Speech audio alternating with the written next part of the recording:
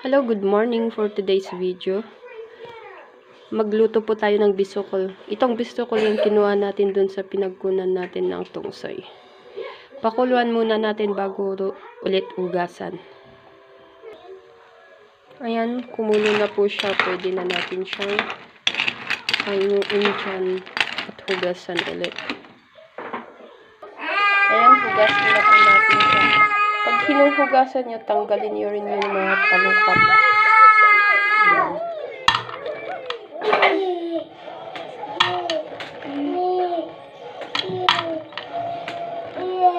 Kailangan po natanggal yung mga talukap niya para matanggal yung ano.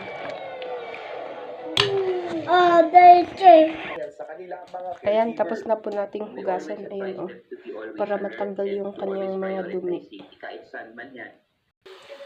Ayan, gisa na po natin yung bawang. Tapos, lagyan na natin yung hugasan nating bisukol.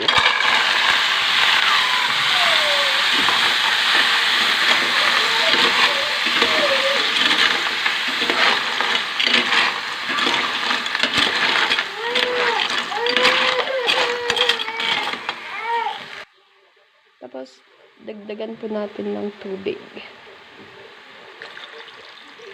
para may sabaw.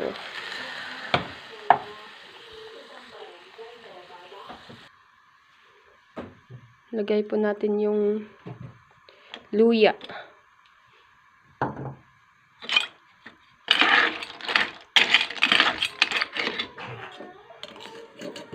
Lagyan po natin ng asin.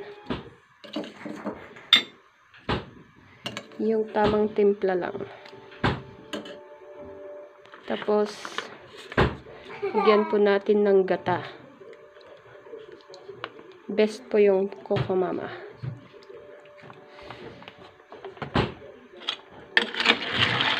Ganyan po yung ginagawa ko sa pagluto ng bisukol. Ayan, ayan na po natin siyang maluto.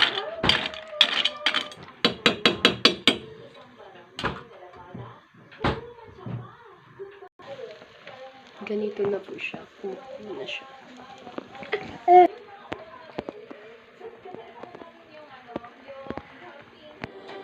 Ayan, luto na po. Let's eat. Manganta yun. Yung tongsoy at saka bisukol na nakuha natin.